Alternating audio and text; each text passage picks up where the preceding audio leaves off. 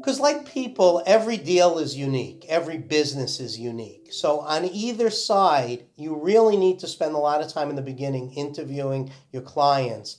What's important in this business? Is it the hard assets? Is it the customers? Is it intellectual property? What are the key contracts? What's transferable? Who are the key employees? And in every one, you're going to get different permutations of what's important and what's not. And you're going to need to know what takes lead time. Where do we need other parties' approvals, whether government or whether